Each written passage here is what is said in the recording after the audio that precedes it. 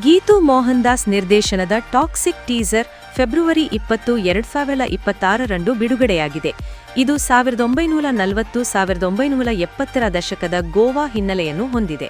ಇದರಲ್ಲಿ royal circus theme, ರಕ್ತಪಾತ ಮತ್ತು underworld ಮಾಫಿಯಾದ ದೃಶ್ಯಗಳಿವೆ.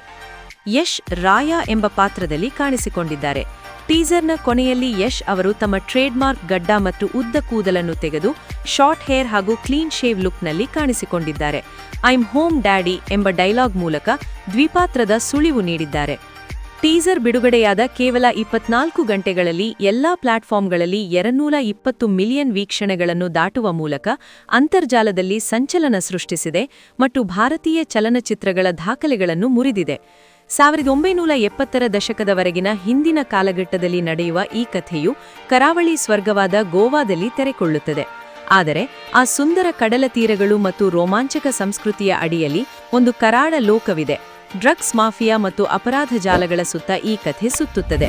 ಭಯ, ಕಳ್ಳಸಾಗಣಿಕೆ ಮತ್ತು ರಕ್ತಪಾತದ ದ್ರೋಹದ ಮೇಲೆ ಸಾಮ್ರಾಜ್ಯವನ್ನು ಹೇಗೆ ನಿರ್ಮಿಸಲಾಗಿದೆ ಎಂಬುದನ್ನು ಇದು ತೋರಿಸುತ್ತದೆ. ಅಭಿಮಾನಿಗಳು ಟೀಸರ್ನ ಪ್ರತಿಯೊಂದು ಫ್ರೇಮನ್ನು ಗಮನಿಸುತ್ತಿದ್ದು, ದ್ವಿಪಾತ್ರದ ಸುಳಿವು ದೊಡ್ಡ ಮಟ್ಟದ ಚರ್ಚೆ ಹುಟ್ಟಿಸಿದೆ.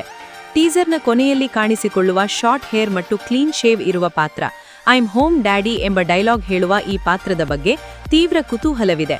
ಯಶ್ ಅವರು ಅಪ್ಪ ಮಗನ ದ್ವಿಪಾತ್ರದಲ್ಲಿ ನಟಿಸುತ್ತಿರಬಹುದು ಎಂದು ಹಲವು ಅಭಿಮಾನಿಗಳು ಊಹಿಸುತ್ತಿದ್ದಾರೆ.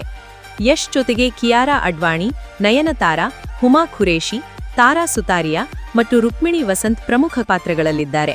ಒಬೆರಾಯ್ ಅವರು 1950ರ ದಶಕದ ಸ್ಟೈಲ್ನ ಟೋನಿ ಎಂಬ ಪಾತ್ರದಲ್ಲಿ ಮತ್ತು ಸುದೇವ್ ನಾಯರ್ ಅವರು ಕರ್ಮಡಿ ಎಂಬ ಪಾತ್ರದಲ್ಲಿ ಕಾಣಿಸಿಕೊಳ್ಳಲಿದ್ದಾರೆ. ಅಂತಾರಾಷ್ಟ್ರೀಯ ಗುಣಮಟ್ಟವನ್ನು ಸಾಧಿಸಲು ಚಿತ್ರದಲ್ಲಿ ಶ್ರೇಷ್ಠ ತಂತ್ರಜ್ಞರನ್ನು ಬಳಸಿಕೊಳ್ಳಲಾಗಿದೆ. ಜಾನ್ ವಿಕ್ ಮತ್ತು ಫಾಸ್ಟ್ ಅಂಡ್ ಫ್ಯೂರಿಯಸ್ ಚಿತ್ರಗಳಲ್ಲಿ ಕೆಲಸ ಮಾಡಿರುವ ಜೆ ಪೆರ್ರಿ ಆಕ್ಷನ್ ಕೋರಿಯೋಗ್ರಫಿ ಮಾಡುತ್ತಿದ್ದಾರೆ. ಟೀಸರ್ನಲ್ಲಿರುವ ಭಯಾನಕ, ಸ್ಟೈಲಿಶ್ ಫೈಟ್ಗಳು ಮತ್ತು ಹಿಂಸೆಗೆ ಇವರೇ ಕಾರಣ.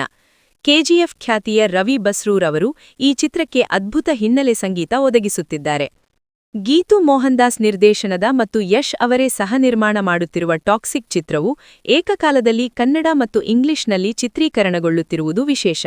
ಜಾಗತಿಕ ಪ್ರೇಕ್ಷಕರನ್ನು ತಲುಪಲು ಇದನ್ನು ಹಿಂದಿ, ತಮಿಳು, ತೆಲುಗು ಮತ್ತು ಮಲಯಾಳಂ ಭಾಷೆಗಳಿಗೆ ಡಬ್ ಮಾಡಲಾಗುತ್ತದೆ.